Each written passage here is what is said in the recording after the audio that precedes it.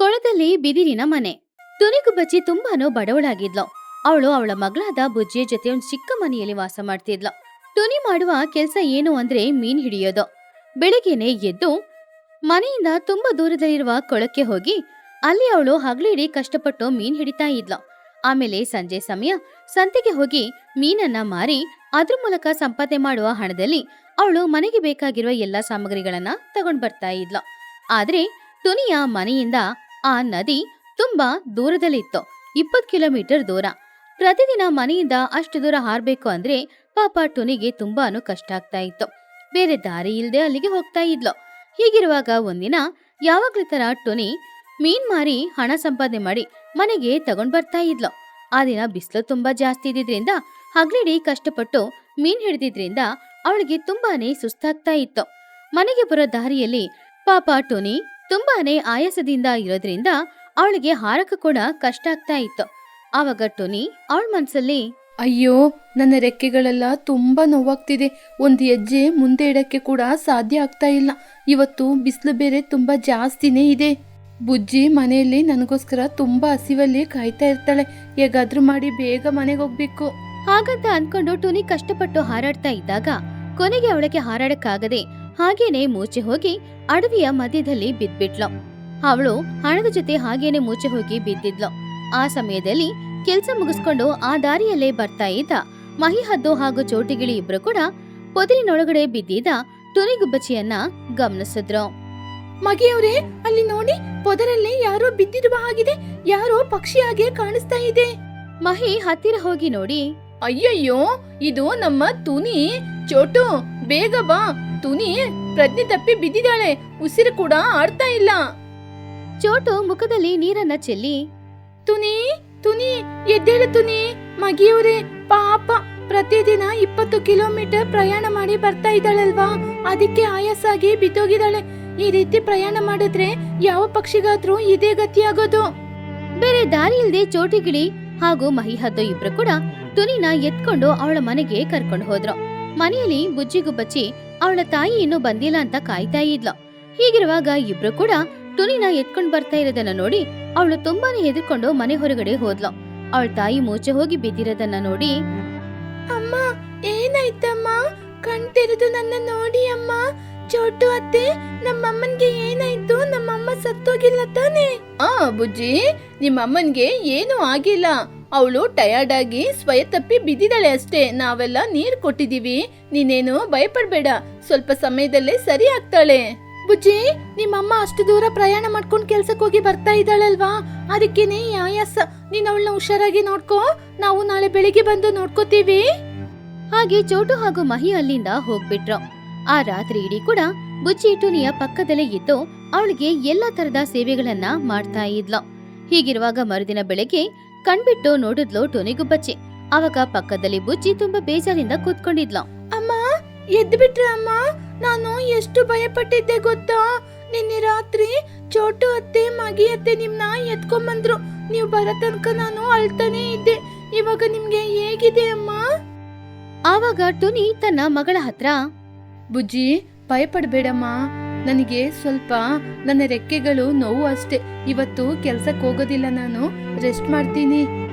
ಬುಜ್ಜಿ ಅಳುತ್ತಾ, ಅಮ್ಮ, ನೀವು ಇನ್ ಮುಂದಕ್ಕೆ ಅಷ್ಟು ದೂರ ಪ್ರಯಾಣ ಮಾಡಿ ಕೆಲ್ಸಕ್ಕೆ ಹೋಗೋದೇ ಬೇಡಮ್ಮ. ನಿನ್ನೆ ನೀವು ಬರುವ ದಾರಿಯಲ್ಲೇ ಸ್ವಯ ತಪ್ಪಿ ಬಿದ್ಬಿಟ್ರಿ. ನಿಮಗೆ ಇನ್ನೇನಾದ್ರೂ ಆಗಿದ್ರೆ ಆಮೇಲೆ ನನ್ ಗತಿ ಏನಮ್ಮ? ನನ್ ಪರಿಸ್ಥಿತಿ ಏನಾಗ್ತಾ ಇತ್ತು? ಇನ್ ಮುಂದೆ ನೀವು ಅಲ್ಲಿ ಕೆಲ್ಸಕ್ಕೆ ಹೋಗೋದ್ ಬೇಡ. ನಾನ್ ನಿಮ್ನ ಕಳ್ಸೋದಿಲ್ಲ. ಅಯ್ಯೋ ಬುಜ್ಜಿ, ಏನಮ್ಮ ಹಾಗೆ ಮಾತಾಡ್ತಾ ಇದೀಯಾ? ಇಲ್ಲಿ ಎಲ್ಲೂ ಕೂಡ ನದಿ ಇಲ್ಲ. ಅದಕ್ಕೆ ತಾನೇ ನಾನು ದೂರ ಹೋಗಿ ಮೀನ್ ಹಿಡಿದು ಜೀವನ ಮಾಡೋದು. ಇಲ್ಲದಿದ್ರೆ ಹೇಗಮ್ಮ? ಅಮ್ಮ, ನೀವು ಕೆಲ್ಸಕ್ಕೆ ಹೋಗ್ಬೇಡಿ ಅಂತ ನಾನು ಒಂದೇ ಸಲ ಹೇಳ್ತಾ ಇಲ್ಲ. ನೀವು ಆ ನದಿಯಲ್ಲಿ ಇರೋದ್ರಿಂದ ತಾನೇ ಅಷ್ಟು ದೂರ ಕೆಲ್ಸಕ್ಕೆ ಹೋಗ್ತೀರಾ. ಒಂದು ಕೆಲ್ಸ ಮಾಡೋಣ, ನಾವು ನಮ್ಮ ಮನೆನ ಇಲ್ಲಿ ಖಾಲಿ ಮಾಡಿ ಅಲ್ಲೇ ಹೋಗಿ ಮನೆ ಮಾಡ್ಕೊಂಡು ಜೀವನ ಮಾಡೋಣ. ಆವಾಗ ಪ್ರತಿದಿನ ಇಷ್ಟು ದೂರ ಪ್ರಯಾಣ ಮಾಡ್ಬೇಕಾಗಿಲ್ಲ. ಟುನಿ ಆಲೋಚನೆ ಮಾಡಿ, ಈ ಊರ್ ಬಿಟ್ಟು ಪಕ್ಕದ ಊರಿಗೆ ಹೋಗ್ಬೇಕಾ? ಬುಜ್ಜಿ, ಪಕ್ಕದೂರಿಗೆ ಹೋದ್ರೆ ಅಲ್ಲಿ ನಮ್ಮವರು ಅಂತ ಯಾರೂ ಇರಲ್ಲ. ನಿನ್ನ ಫ್ರೆಂಡ್ಸ್ ಎಲ್ರು ಇಲ್ಲೇ ಇದ್ದಾರೆ. ನಿನ್ನ ಆಪ್ತ ಸ್ನೇಹಿತ ಬನ್ನು ಕೂಡ ಇಲ್ಲೇ ಇದ್ದಾನೆ. ಪಕ್ಕದ ಊರಿಗೆ ಹೋದ್ರೆ ನಿನಗೆ ಆಟಾಡಕ್ಕೂ ಯಾರು ಇರಲ್ಲಮ್ಮ. ಆವಾಗ ಬುಜ್ಜಿ ಅಳುತ್ತಾ, ಫ್ರೆಂಡ್ಸ್ ಇಲ್ಲದಿದ್ರು ಪರವಾಗಿಲ್ಲಮ್ಮ, ನನಗೆ ನೀವೇ ಮುಖ್ಯ. ನಿಮಗೇನಾದ್ರೂ ಆದ್ರೆ ನನಗೆ ಯಾರಮ್ಮ ಇದ್ದಾರೆ? ನಾವು ಇವತ್ತೇ ಮನೆ ಖಾಲಿ ಮಾಡ್ಕೊಂಡು ಆ ನದಿಯ ಪಕ್ಕದಲ್ಲಿರುವ ಊರಿಗೆ ಹೋಗೋಣ. ನಾನು ಬನ್ನನ ಅವಾಗ ಬಂದು ನೋಡ್ತೀನಿ ಪ್ಲೀಸ್. ಟುನಿ ಬುಜ್ಜಿನ ತಬ್ಬಿ ಹಿಡ್ಕೊಂಡು, ಸರಿಯಮ್ಮ ಬುಜ್ಜಿ, ನೀನು ನನ್ನ ಆರೋಗ್ಯದ ಬಗ್ಗೆ ಇಷ್ಟೆಲ್ಲ ಹೇಳ್ತಾ ಇದೀಯಲ್ಲ, ನಿನ್ನ ಮಾತಿನಂತೆ ನಾವು ಇವತ್ತೇ ಈ ಊರಲ್ಲಿರೋರಿಗೆ ಎಲ್ರಿಗೂ ಹೇಳಿ ಇವತ್ತೇ ಇಲ್ಲಿ ಮನೆ ಖಾಲಿ ಮಾಡಿ ಅಲ್ಲಿಗೆ ಹೋಗೋಣ. ಹಾಗೆ ಟುನಿ ತಗೊಂಡ ನಿರ್ಧಾರದ ಬಗ್ಗೆ ಊರಿನಲ್ಲಿದ್ದ ಚೋಟಿಗಿಳಿ ಮಹಿಹತಿನ ಹತ್ತಿರ ಹೇಳಿದ್ಲು. ಅವರು ಕೂಡ ಟುನಿಯ ಆರೋಗ್ಯಕ್ಕೋಸ್ಕರ ಸರಿ ಅಂತ ಹೇಳಿದ್ರು. ಹಾಗೆ ಟುನಿ ಹಾಗೂ ಬುಜ್ಜಿ ಇಬ್ರು ಕೂಡ ಅವರ ಮನೆಯಲ್ಲಿದ್ದ ಎಲ್ಲಾ ಸಾಮಾನುಗಳನ್ನ ತಗೊಂಡು ಊರಿನ ಮುಖ್ಯಸ್ಥಳಾದ ಚಿಚುಕಾಗೆನ ನೋಡೋದಕ್ಕೋಸ್ಕರ ಹೋಗ್ತಾ ಇದ್ಲು. ಯಾಕಂದ್ರೆ ಊರಿನ ಮುಖ್ಯಸ್ಥಳು ಚಿಚುಕಾಗೆ ಅನ್ನೋದ್ರಿಂದ ಎಲ್ಲಾದ್ರೂ ಯಾರಾದ್ರೂ ಮನೆ ಕಟ್ಕೊಳ್ಬೇಕು ಅಂದ್ರೆ ಅವಳ ಅನುಮತಿ ಬೇಕು. ಆ ಅನುಮತಿಗೋಸ್ಕರ ಟುನಿ ಹೋಗ್ತಿದ್ಲು. ಚಿಚ್ಚು ಅವ್ರೆ, ನನ್ನ ಹೆಸರು ತುನಿ. ನಾನು ಪಕ್ಕದೂರಿಂದ ಬರ್ತಾ ಇದ್ದೀನಿ. ನಾನು ಈ ನದಿಯಲ್ಲೇ ಮೀನ್ ಹಿಡಿದು ಜೀವನ ಮಾಡ್ತಾ ಇದ್ದೀನಿ. ಪ್ರತಿದಿನ ಅಷ್ಟು ದೂರ ಹೋಗಿ ಪ್ರಯಾಣ ಮಾಡಿ ಬರ್ಲಿಕ್ಕೆ ನನಗೆ ಆರೋಗ್ಯ ಹಾನಿ ಆಗ್ತಾ ಇದೆ. ಅದರಿಂದ ನನಗೆ ಇಲ್ಲಿ ಸ್ವಲ್ಪ ಜಾಗ ಆದ್ರೂ ಅಥವಾ ಮನೆಯಾದ್ರೂ ನನಗೆ ನೀಡ್ಬೋದಾ? ಆವಾಗ ಚಿಚುಕಾಗೆ ಕಾಲ್ ಮೇಲೆ ಕಾಲ್ ಹಾಕೊಂಡು, ಓಹೋ ತುನಿ ಅವ್ರೆ, ನೀವು ಪಕ್ಕದೂರಿಂದ ಇಲ್ಲಿ ಬಂದು ವಲಸೆಗೆ ಬಂದಿದ್ದೀರಾ?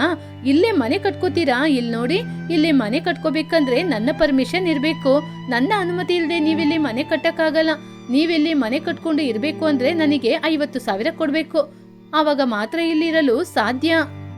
ಬುಜ್ಜಿ ಶಾಕ್ ಆದ್ಲು. ಅಯ್ಯಯ್ಯೋ, 50,000ನಾ?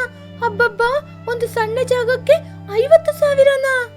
ಟುನಿ ಬೇಜಾರಿಂದ, ಚಿಚ್ಚು ಅವ್ರೆ, ನಾವು ತುಂಬಾ ಬಡವರು. ನಮ್ಮಿಂದ 50,000 ಕೇಳಿದ್ರೆ ಅಷ್ಟೆಲ್ಲ ಹಣ ನನ್ನಿಂದ ಕೊಡಲು ಸಾಧ್ಯವೇ ಇಲ್ಲ. ನಾನು ಸ್ವಲ್ಪ ಕೂಡಿಟ್ಟ ಹಣ ಇವಾಗ ನನ್ನ ಜೊತೆ ಒಂದು 3,000 ಇದೆ.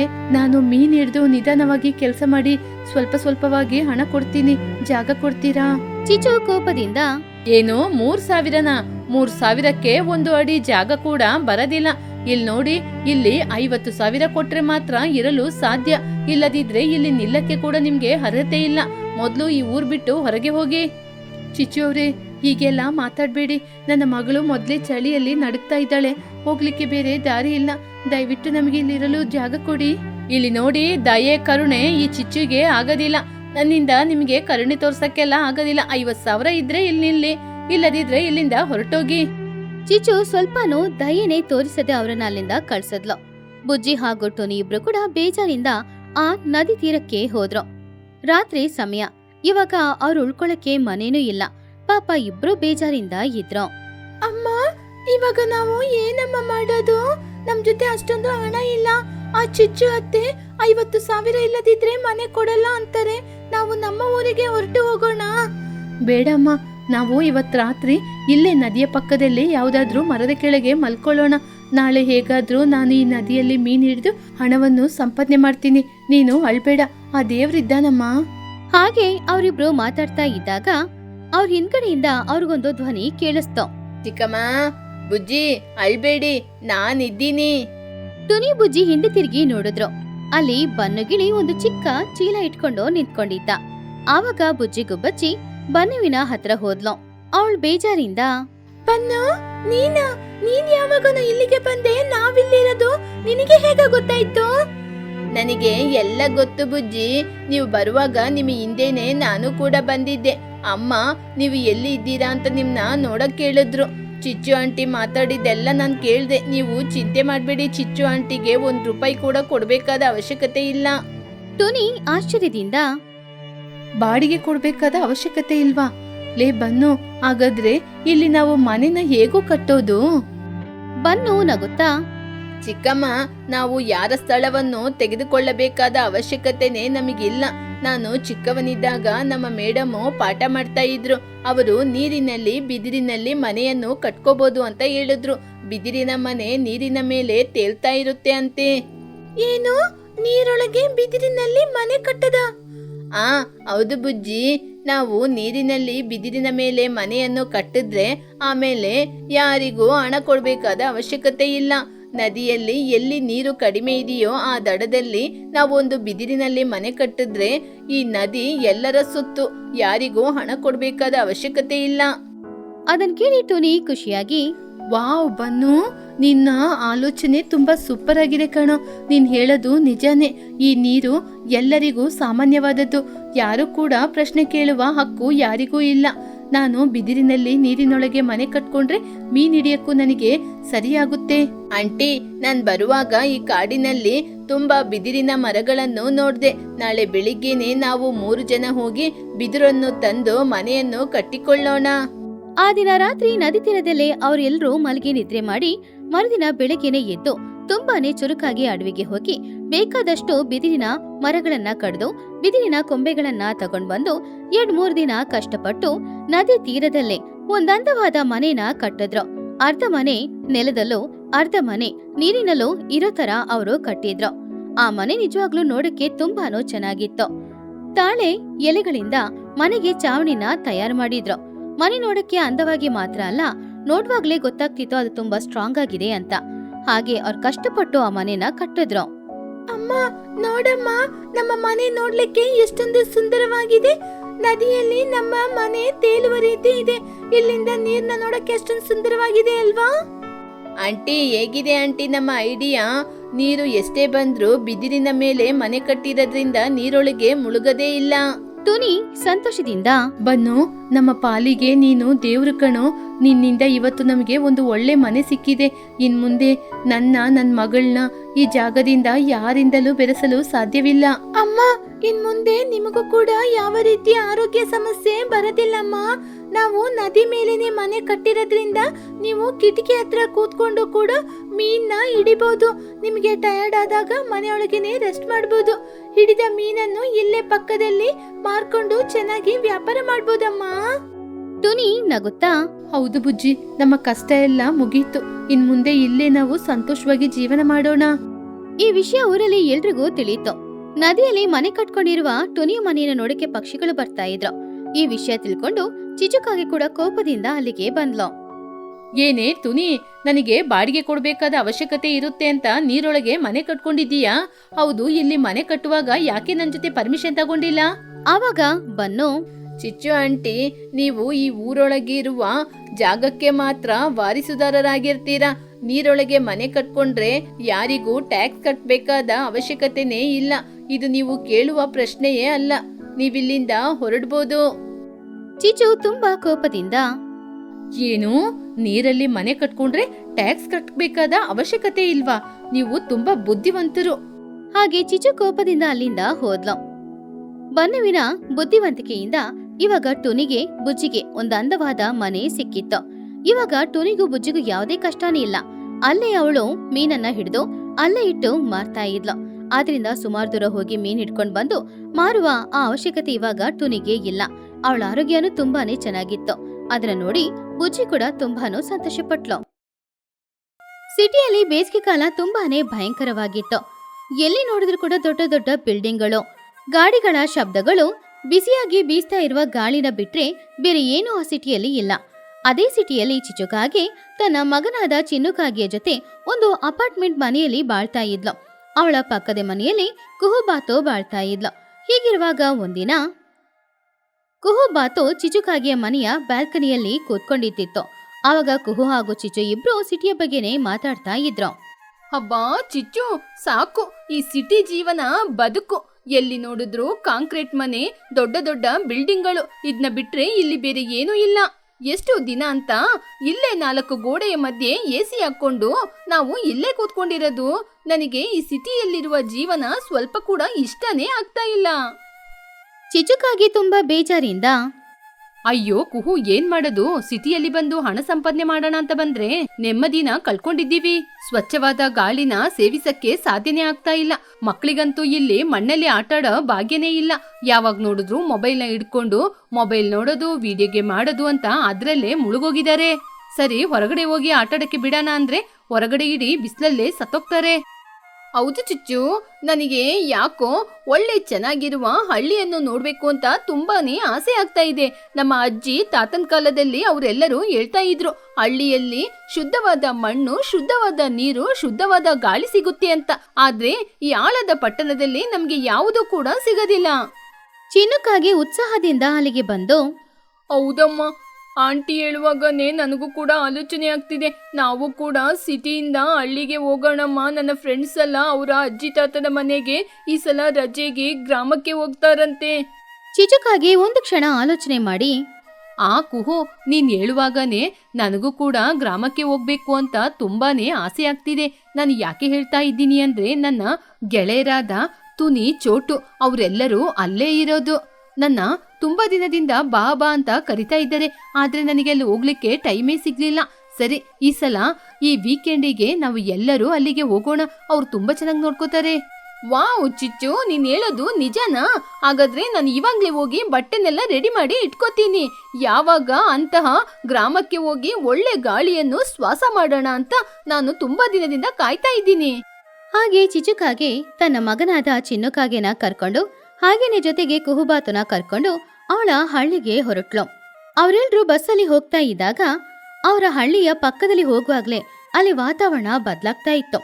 ಮೋಡಗಳೆಲ್ಲ ಕಪ್ಪಾಗಿ ಬದಲಾಗಿ ಬೀಸೋ ಗಾಳಿ ಕೂಡ ತುಂಬಾ ತಂಪಾಗಿ ಬೀಸ್ತಾ ಇತ್ತು. ಅವರು ಊರಿನಲ್ಲಿ ಬಂದು ಇಳಿಯುವ ಸಮಯ ಮಳೆ ಜೋರಾಗಿ ಬರ್ತಾ ಇತ್ತು. ಆ ಮಳೆಯಲ್ಲಿ ಆ ಹಳ್ಳಿ ನೋಡಕ್ಕೆ ತುಂಬಾ ಅಂದವಾಗಿ ಕಾಣಿಸ್ತಾ ಇತ್ತು. ಚಿಚುಕಾಗೆ, ಕುಹುಬಾತು, ಚಿನ್ನು 3 ಜನನು ಆ ಮಳೆಯಲ್ಲೇ ನಡ್ಕೊಂಡು ಆ ಊರಿನಲ್ಲಿರುವ ತುನಿಗುಬ್ಬಚ್ಚೆ ಮನೆಗೆ ಹೋದ್ರು. ತುನಿಗುಬ್ಬಚ್ಚೆ ಮನೆ ಬಾಗಿಲನ್ನ ಬಡಿದ್ರು. ತುನಿ, ತುನಿ, ಮನೇಲಿದ್ದೀಯಾ? ಬಾಗಿಲು ತೆಗಿಯೇ, ಮಳೆಯಲ್ಲಿ ನೆನಿತಾ ಇದ್ದೀವಿ. ತುನಿ ಹೊರಗಡೆ ಬಂದು ನೋಡಿ ಆಶ್ಚರ್ಯದಿಂದ, ಅಯ್ಯೋ ದೇವ್ರೇ, ಚಿಚ್ಚು ನೀನಾ? ಓ, ಇಷ್ಟು ದಿನಕ್ಕೆ ಹಳ್ಳಿಯಲ್ಲಿರುವ ಈ ಗೆಳತಿ ನೆನಪಿಗೆ ಬಂದ್ಲಾ? ಅರೆರೇ, ಇದ್ಯಾರು ಪಕ್ಕದಲ್ಲಿ? ಮಳೆಯಲ್ಲಿ ನೆಂದೋಗಿದ್ದೀರಾ? ಅಯ್ಯಯ್ಯೋ, ಮೊದಲು ಮನೆಯೊಳಗೆ ಬನ್ನಿ, ತುಂಬಾ ನೆಂದೋಗಿದ್ದೀರಾ. ಎಲ್ರೂ ತುನಿಯ ಮನೆಯೊಳಗಡೆ ಬಂದ್ರು. ಹೌದು ತುನಿ, ನಾವು ಸಿಟಿಯಿಂದ ಬಂದಿದೀವಿ. ಇವರು ನನ್ನ ಪಕ್ಕದ ಮನೆ, ನನ್ನ ಗೆಳತಿ. ನಾವು ಮಳೆಯಲ್ಲಿ ನೆಂದಿದೀವಿ, ಆದ್ರೂ ಖುಷಿ ಆಗ್ತಾ ಇದೆ. ಯಾಕೆಂದ್ರೆ ನಮ್ಮ ಸಿಟಿಯಲ್ಲಿ ಇಂತಹ ಮಳೆ ನಮಗೆ ತುಂಬಾನೇ ಕಷ್ಟ. ತುನಿ ಸಂತೋಷದಿಂದ ಕುಹು ಜೊತೆ ಮಾತಾಡ್ತಾ ಇದ್ಲು. ನಮಸ್ತೆ ಕುಹು ಅವ್ರೆ, ನೀವು ಈ ರೀತಿ ಮಳೆಯಲ್ಲಿ ಬರ್ತೀರಾ ಅಂತ ಸ್ವಲ್ಪ ಕೂಡ ಆಲೋಚನೆ ಮಾಡ್ಲೇ ಇಲ್ಲ. ಚಿಚ್ಚು, ಎಷ್ಟೋ ವರ್ಷಗಳ ನಂತರ ಬಂದಿದೀಯ. ನಿನ್ನ ನೋಡುವಾಗ ನನಗೆ ಸಂತೋಷದಲ್ಲಿ ಮಾತೇ ಬರ್ತಾ ಇಲ್ಲ. ತುಂಬಾನೇ ಸಂತೋಷ ಆಗ್ತಿದೆ. ತಗೋ ಟವಲು, ಫಸ್ಟ್ ಒರೆಸ್ಕೋ. ಕುಹು ಆ ಮನೆಯನ್ನ ಆಸಕ್ತಿಯಿಂದ ನೋಡಿ, ತುನಿ ಅವರೇ ನಮಸ್ಕಾರ. ನಾವು ಪಟ್ನದಿಂದ ಈ ಹಳ್ಳಿಗೆ ಬರುವಾಗ ಆ ಮಳೆರಾಯ ನಮ್ನ ಬನ್ನಿ ಬನ್ನಿ ಅಂತ ಸ್ವಾಗತಿಸಿದ್ದಾನೆ. ಅದು ನನಗೆ ತುಂಬಾನೇ ಸಂತೋಷ. ಈ ಮಳೆ ನನಗೆ ತುಂಬಾ ಇಷ್ಟ ಆಯ್ತು. ತುನಿಗುಬ್ಬಚ್ಚಿ ನಗುತ್ತಾ, ತುಂಬಾ ಒಳ್ಳೆ ಕೆಲಸ ಮಾಡಿದಿರ ಕುಹು ಅವ್ರೆ. ಈ ಹಳ್ಳಿಯಲ್ಲಿ ಮಳೆ ಬಂದ್ರೆ ಅದರ ಮಜಾನೇ ಬೇರೆ. ಸರಿ ಬನ್ನಿ, ನೀವು ಕೂತ್ಕೊಳ್ಳಿ. ನಾನು ನಿಮಗೋಸ್ಕರ ಬಿಸಿ ಬಿಸಿ ಕಾಫಿನು, ನಿಮಗೆ ಈರುಳ್ಳಿ ಪಕೋಡ ಮಾಡ್ಕೊಂಡ್ ಬರ್ತೀನಿ. ಬಿಸಿ ಬಿಸಿ ತಿನ್ನಕ್ಕೆ ಮಜಾ ಇರುತ್ತೆ. ಕುಹುಬಾತು ಕಿಟಕಿ ಹತ್ತಿರ ಕೂತ್ಕೊಂಡು ಹೊರಗಡೆ ಬರ್ತಾ ಇರುವ ಮಳೆನ ನೋಡಿ ಸಂತೋಷ ಪಟ್ಲು. ಆ ಮಳೆ ನೀರು ಆ ಹಳ್ಳಿಯ ಮಣ್ಣಿನಲ್ಲಿ ಬಿದ್ದ ತಕ್ಷಣ ಅಲ್ಲಿಂದ ಬರುವ ಮಣ್ಣಿನ ವಾಸನೆ ಕೂಡ ಅವಳಿಗೆ ತುಂಬಾ ಇಷ್ಟ ಆಗಿತ್ತು. ಅಯ್ಯೋ ತುನಿ ಅವರೇ, ನಿಮ್ಮ ಗ್ರಾಮದಲ್ಲಿ ಮಳೆ ಬಂದ್ರೆ ನೋಡ್ಲಿಕ್ಕೆ ಎಷ್ಟೊಂದು ಸುಂದರವಾಗಿದೆ. ಇದೇ ನಮ್ಮ ಸಿಟಿಯಲ್ಲಿ ಡ್ರೈನೇಜ್ ಎಲ್ಲ ಬ್ಲಾಕ್ ಆಗಿ ಎಲ್ಲವೂ ಜಾಮ್ ಆಗಿ ಹೋಗುತ್ತೆ. ಆದ್ರೆ ಇಲ್ಲಿ ನೋಡಿ, ಮಳೆ ಬರುವಾಗ ಗಿಡಗಳೆಲ್ಲ ಎಷ್ಟು ಹಚ್ಚ ಹಸಿರಿನಿಂದ ಕೂಡಿ ತಂಪಾದ ಗಾಳಿಯನ್ನು ಕೊಡ್ತಾ ಇದೆ ಅಂತ. ಆ ಮಳೆಗೆ ಮಣ್ಣಿನ ವಾಸನೆ ತುಂಬಾನೇ ಸಂತೋಷ ಕೊಡ್ತಿದೆ. ತುನಿ ಕುಡಿಯಕ್ಕೆ ಟೀನ ಕೊಟ್ಟು, ಹೌದು ಕುಹು ಅವ್ರೆ, ಇಲ್ಲಿ ನಮಗೆ ಮಳೆ ಅಂದ್ರೆ ಸಂತೋಷ. ನದಿ ತುಂಬಿ ಹೊಲ ಎಲ್ಲ ಹಚ್ಚ ಹಸಿರಿನಿಂದಿರುತ್ತೆ. ಮಳೆ ಬಂದ್ರೇನೆ ಸಾಕು, ರೈತರೆಲ್ಲ ಹಬ್ಬವನ್ನು ಆಚರಣೆ ಮಾಡ್ತಾರೆ. ಆದ್ರೆ ಪಟ್ಟಣದವರು ಆ ಮಳೆಯಲ್ಲಿ ಅಲ್ಲಿ ಏನ್ ಮಾಡ್ತಾರೆ? ಮಳೆ ಅಂದ್ರೆ ಅವರಿಗೆ ಭಯನಾ? ಚೀಚು ಬಿಸಿ ಬಿಸಿಯಾಗಿ ಆ ಟೀನ ಕುಡ್ದು, ಏನು ಇಲ್ಲ ತುನಿ, ಅಲ್ಲಿ ಮಳೆ ಆದ್ರೆ ಹೊರಗಡೆ ಡ್ರೈನೇಜ್ ಎಲ್ಲ ತುಂಬಿ ಹೋಗಿ ಟ್ರಾಫಿಕ್ ಜಾಮ್ ಆಗಿ ನಾವು ಯಾರು ಕೆಲ್ಸಕ್ಕೆ ಹೋಗದೆ ಮನೆಯಲ್ಲೇ ಕೂತ್ಕೊಂಡು ಮೊಬೈಲ್ ಟಿವಿನ ನೋಡ್ತಾ ಇರ್ತೀವಿ. ಅಕ್ಕ ಪಕ್ಕದ ಮನೆಯಲ್ಲಿ ಯಾರಿದ್ದಾರೆ ಅಂತ ಕೂಡ ಗೊತ್ತಾಗೋದಿಲ್ಲ. ಆದ್ರೆ ಇಲ್ಲಿ ನೋಡು, ಈ ಮಳೆಗೆ ಮಣ್ಣಿನ ವಾಸನೆ, ಎಷ್ಟೊಂದು ತಂಪಾದ ಗಾಳಿ ಬರ್ತಾ ಇದೆ. ಚಿನ್ನು ಹೊರಗಡೆ ಬರ್ತಾ ಇರುವ ಮಳೆಯನ್ನ ನೋಡಿ, ಹೌದು ಆಂಟಿ, ಸಿಟಿಯಲ್ಲಿ ನಾನು ಮಳೆಯಲ್ಲಿ ಆಟಾಡಕ್ ಹೋಗ್ತೀನಿ ಅಂದ್ರೆ ನಮ್ಮಮ್ಮ ಬಿಡದೇ ಇಲ್ಲ. ಆ ನೀರು ಚೆನ್ನಾಗಿಲ್ಲ, ಪೊಲ್ಯೂಷನ್, ಕೆಮಿಕಲ್ ಅಂತ ಹೇಳ್ತಾರೆ. ಆದ್ರೆ ಇಲ್ಲಿಯ ನೀರು ನೋಡಿ ಎಷ್ಟೊಂದು ಶುದ್ಧವಾಗಿದೆ. ಆವಾಗ್ಲೇ ಟುನಿಯ ಮಗಳಾದ ಬುಜ್ಜಿ ಹೊರಗಡೆ ಬಂದು, ಹಾಯ್ ಚಿನ್ನು, ಹೇಗಿದ್ದೀಯಾ? ನನ್ನ ಹೆಸರು ಬುಜ್ಜಿ. ನನ್ ಜೊತೆ ಆಟಾಡಕ್ಕೆ ಬರ್ತೀಯಾ? ನಾವಿಬ್ರು ದೋಣಿ ಮಾಡಿ ನೀರಲ್ಲಿ ಬಿಡೋಣ, ಅದು ಸೂಪರ್ ಆಗಿ ಹೋಗುತ್ತೆ. ನಿಂಗೆ ದೋಣಿ ಮಾಡಕ್ಕೆ ಗೊತ್ತಾ? ಆದ್ರೆ ನನಗೆ ದೋಣಿ ಮಾಡಕ್ಕೆ ಗೊತ್ತಿಲ್ವೇ? ನನಗೂ ಕೂಡ ಹೇಳ್ಕೊಡ್ತೀಯಾ? ನಾವಿಬ್ರು ದೋಣಿ ಮಾಡಿ ಯಾರ ದೋಣಿ ಮೊದಲು ಹೋಗುತ್ತೆ ಅಂತ ನೋಡೋಣ.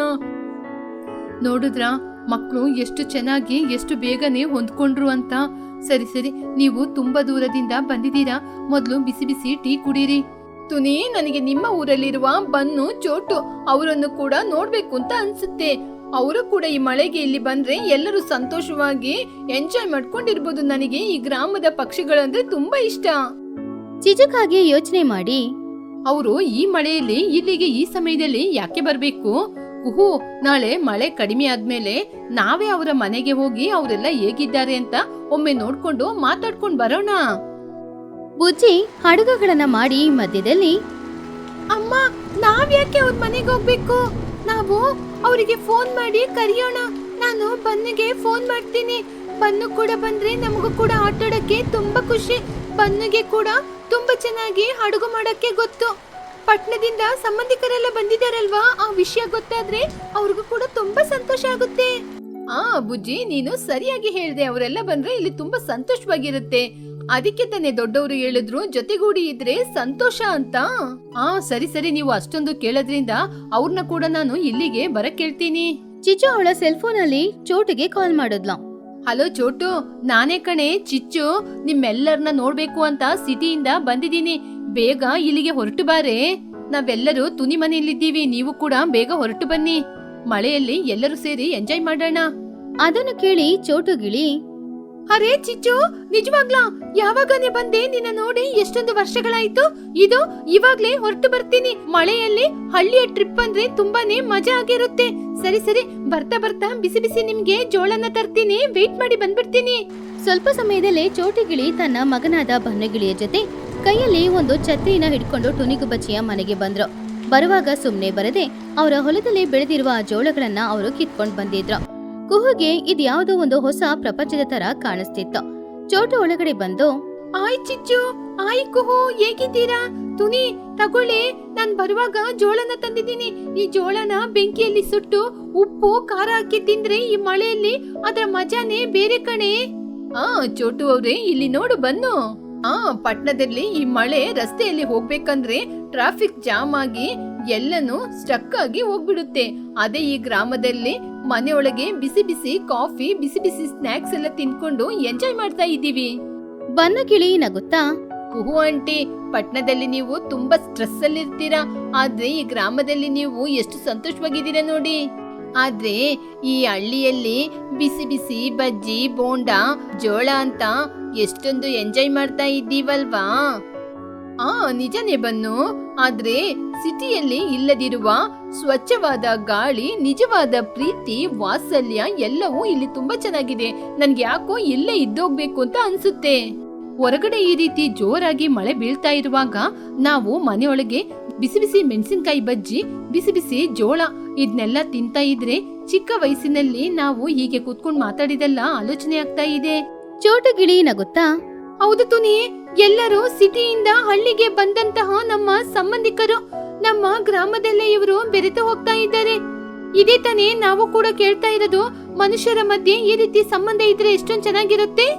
ಹೌದು, ಇನ್ನೊಮ್ಮೆ ನಾನು ಈ ಗ್ರಾಮಕ್ಕೆ ಬರುವಾಗ ಸೇಮ್ ಇದೇ ರೀತಿ ಮಳೆ ಕಾಲದಲ್ಲೇ ಬರ್ತೀನಿ. ಆವಾಗ ತಾನೇ ನಾವೆಲ್ಲರೂ ಮಜಾವಾಗಿ ಬಿಸಿ ಬಿಸಿ ಏನಾದ್ರೂ ತಿನ್ಕೊಂಡು ಹೀಗೆ ಕೂತ್ಕೊಂಡು ಮಾತಾಡಕ್ಕೆ ಸಾಧ್ಯ ಆಗುತ್ತೆ. ಕುಹು, ನನಗೂ ಕೂಡ ಇವತ್ತು ತುಂಬಾನೇ ಸಂತೋಷ ಆಗ್ತಾ ಇದೆ. ಯಾಕೆ ಅಂದ್ರೆ ನಾವು ಸಿಟಿಯಲ್ಲಿ ಹಣ, ಕೆಲ್ಸ ಅಂತ ಯಾವಾಗ ನೋಡಿದ್ರು ದುಡಿತಾನೆ ಇರ್ತೀವಿ. ಆದ್ರೆ ಪದೇ ಪದೇ ಈ ರೀತಿ ಬಂದು ರಿಲ್ಯಾಕ್ಸ್ ಮಾಡ್ಕೊಳ್ಳೋದು ಮನ್ಸಿಗೆ ಎಷ್ಟೊಂದು ನೆಮ್ಮದಿಯಾಗಿದೆ. ನಾನು ಮೊದ್ಲು ಇಲ್ಲಿ ಕರ್ಕೊಂಡ್ ನಿನಗೆ ಥ್ಯಾಂಕ್ಸ್ ಹೇಳ್ಬೇಕು. ಚಿಚ್ಚು, ಸಂತೋಷ, ನೆಮ್ಮದಿ, ಸಂಬಂಧಗಳು ಅಂದ್ರೆ ಇದೇ ತಾನೇ. ನನಗೆ ಇಲ್ಲಿ ಬಂದು ನನ್ನ ಮನಸ್ಸಲ್ಲಿರುವ ಭಾರವೆಲ್ಲ ಈ ಮಳೆ ನೀರು ಕೊಚ್ಕೊಂಡು ಹೋದ ಹಾಗಿದೆ. ತುನಿಗುಬಚ್ಚಿ ಮಾತಾಡ್ಕೊಂಡು, ನೀವು ಎಲ್ಲರೂ ಈ ವರ್ಷ ಇಲ್ಲಿ ಬಂದಿದ್ದೀರಾ. ಮಳೆ ಕೂಡ ಪ್ರತಿ ವರ್ಷ ಬರ್ತಾನೆ ಇರುತ್ತೆ. ಆದ್ರೆ ಇಂತಹ ಒಂದು ದಿನನ ನಮ್ಮಿಂದ ಮರೆಯಲು ಸಾಧ್ಯನೇ ಇಲ್ಲ. ಇನ್ ಮುಂದೆ ಪ್ರತಿ ವರ್ಷ ಈ ಮಳೆ ಸಮಯದಲ್ಲಿ ನೀವೆಲ್ಲರೂ ಇಲ್ಲಿ ಖಂಡಿತವಾಗಿ ಬರ್ಲೇಬೇಕು. ಹೌದು ಕುಹು ಆಂಟಿ, ಒಂದೊಂದು ವರ್ಷನೂ ಮಳೆ ಬರುವಾಗ ನಿಮ್ಮ ನೆನಪುಗಳು ನಮ್ಗೆ ಬರ್ತಾ ಇರುತ್ತೆ. ನೀವೆಲ್ಲರೂ ಇಲ್ಲಿ ಬಂದು ನಾವೆಲ್ಲರೂ ಎಷ್ಟು ಚೆನ್ನಾಗಿ ಸಂತೋಷವಾಗಿ ಇದ್ದು. ಇನ್ ಮುಂದೆ ಪ್ರತಿ ವರ್ಷ ಮಳೆನೂ ಬರುತ್ತೆ. ಆ ಮಳೆಗೆ ತಕ್ಕ ಹಾಗೆ ನೀವು ಬರ್ಬೇಕು. ಕುಹು ಉತ್ಸಾಹದಿಂದ, ನಾನು ಎಲ್ಲ ಜ್ಞಾಪಕವನ್ನು ಖಂಡಿತವಾಗಿ ಯೋಚನೆಯಲ್ಲಿ ಇಟ್ಕೋತೀನಿ. ನಿಜವಾದ ಸಂತೋಷ, ಆನಂದ ಅಂದ್ರೆ ಏನು ಅಂತ ನಾನು ಇಲ್ಲಿ ಬಂದ್ಮೇಲೆ ತಿಳ್ಕೊಂಡೆ. ಖಂಡಿತವಾಗಿ ಪ್ರತಿ ವರ್ಷ ಪ್ರತಿ ಮಳೆಗೆ ನಾನು ಇಲ್ಲಿ ಬರ್ತಾನೆ ಇರ್ತೀನಿ. ಎಲ್ಲರೂ ಸೇರಿರುವಾಗ ಈ ರೀತಿ ಮಳೆ ಬರೋದು ಒಂದು ದೊಡ್ಡ ಹಬ್ಬದ ವಾತಾವರಣ ರೀತಿ ಇದೆ.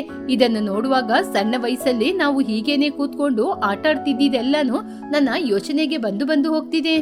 ಕುಹು ಅವ್ರೆ, ನಿಜವಾಗ್ಲೂ ನೀವು ತುಂಬಾ ಬುದ್ಧಿವಂತರು. ಬಿಸ್ಲಲ್ಲಿ ಈ ಸಮಯದಲ್ಲಿ ಸಿಟಿಯಲ್ಲಿ ಇದ್ದು ಕಷ್ಟಪಡೋದು ಯಾಕೆ ಅಂತ ಈ ಹಳ್ಳಿಗೆ ಬಂದಿದ್ದೀರಾ. ಈ ಹಳ್ಳಿಯಲ್ಲಿ ನಿಮಗೆ ತಕ್ಕಂಗೆ ಮಳೆ ಬಂದು ನಿಮಗೆ ತುಂಬಾ ಆನಂದವನ್ನೇ ಕೊಟ್ಟಿದೆ. ಇದು ಎಲ್ಲಾನು ನನ್ನ ಒಬ್ಬಳಿಂದ ಮಾತ್ರ ಸಾಧ್ಯವಾಗಿಲ್ಲ, ನಿಮ್ಮ ಎಲ್ಲರ ಸಂತೋಷದಿಂದ ಮಾತ್ರನೇ ಸಾಧ್ಯವಾಗಿದ್ದು. ಸಂತೋಷವನ್ನು ಒಬ್ಬರಿಗೊಬ್ಬರು ಹಂಚಿಕೊಂಡ್ರೆ ಮಾತ್ರ ತಾನೇ ಸಂತೋಷ 2 ಪಟ್ಟು ಅಧಿಕ ಆಗೋದು. ಮಕ್ಕಳಾದ ಬುಜ್ಜಿ ಬನ್ನು ಚಿನ್ನು 3 ಜನ ಹೊರಗಡೆ ಕೂತ್ಕೊಂಡು ಮಳೆನ ನೋಡ್ಕೊಂಡು ಪೇಪರ್ ಹಡಗನ ಮಳೆ ನೀರಲ್ಲಿ ಬಿಡ್ತಾ ಇದ್ರು. ಆ ಮಳೆ ಶಬ್ದಕ್ಕಿಂತ ಚಿಕ್ಕ ಮಕ್ಕಳು ಕಿಲಕಿಲ ನಗಾಡ್ತಾ ಇದ್ದ ಆ ಶಬ್ದ ಜೋರಾಗಿ ಕೇಳಿಸ್ತಿತ್ತು. ಒಳಗಡೆ ದೊಡ್ಡವರು ಎಲ್ರು ಕೂತ್ಕೊಂಡು ಬಿಸಿ ಬಿಸಿಯಾದ ಟೀ ಕುಡ್ಕೊಂಡು ಬಜ್ಜಿನ ತಿನ್ಕೊಂಡು ಸಂತೋಷವಾಗಿ ಆ ಹಳ್ಳಿಯ ಬಗ್ಗೆ ಮಾತಾಡ್ತಾ ಇದ್ರು. ಅವರ ಹಳೆಯ ನೆನಪುಗಳ ಬಗ್ಗೆ ಅವರೆಲ್ಲರೂ ಮಾತಾಡ್ತಾ ಇದ್ದಾಗ ಈ ಹಳ್ಳಿಯ ಜೀವನದಲ್ಲಿರುವ ಸಿಂಪ್ಲಿಸಿಟಿ, ಎಲ್ಲ ಪಕ್ಷಿಗಳ ಮಧ್ಯದಲ್ಲಿರುವ ಆ ಪ್ರೇಮಾನುರಾಗ ಕುಹುಬಾತಿಗೆ ತುಂಬಾನು ಇಷ್ಟ ಆಯ್ತು. ಆ ದಿನ ಇಡೀ ಕುಹು ಆ ಹಳ್ಳಿಯಲ್ಲಿ ತುಂಬಾನು ಸಂತೋಷವಾಗಿ ಒಂದು ದಿನಾನ ಕಳೆದ್ಲು. ಚಿಚ್ಚು, ನಾವು ನಾಳೆ ಬೆಳಿಗ್ಗೆನೆ ಸಿಟಿಗೆ ಹೋಗ್ಬೇಕು. ಆದ್ರೂ ಕೂಡ ಈ ಗ್ರಾಮವನ್ನು ನಾವು ಯಾವತ್ತೂ ಕೂಡ ಮರಿಬಾರದು. ನಾವು ಪದೇ ಪದೇ ನಮ್ಮ ಸಂತೋಷಕ್ಕೋಸ್ಕರ ಇಲ್ಲಿ ಬರ್ತಾನೆ ಇರ್ಬೇಕು. ಖಂಡಿತ ಕುಹು, ನಮ್ಮ ಸಂತೋಷ, ನಮ್ಮ ಸಂಬಂಧಿಕರು ಎಲ್ಲ ಇಲ್ಲೇ ಇದ್ದಾರೆ. ಅವ್ರನ್ನ ಯಾವುದೇ ಕಾರಣಕ್ಕೆ ನಾವು ಮರಿಲೇಬಾರ್ದು. ಇನ್ ಮುಂದೆ ಪ್ರತಿ ವರ್ಷ ಮಳೆಯಲ್ಲಿ ಈ ರೀತಿ ಎಂಜಾಯ್ ಮಾಡೋಣ, ನಾವೆಲ್ಲರೂ ಒಂದೇ ಕುಟುಂಬ. ಹಾಗೆ ಮಳೆ ಸುರಿತಾ ಇದ್ದ ಆ ದಿನ ಪಕ್ಷಿಗಳು ಎಲ್ರು ಕೂಡ ಹಳ್ಳಿಯಲ್ಲಿ ತುಂಬಾ ಸಂತೋಷವಾಗಿ ಮಾತಾಡ್ಕೊಳ್ತಾ ಇದ್ರು. ಕುಹುಗೆ ನಿಜವಾಗ್ಲೂ ಹೊಸ ಪ್ರಪಂಚದಲ್ಲಿ ಇರೋ ತರಾನೇ ಇತ್ತು.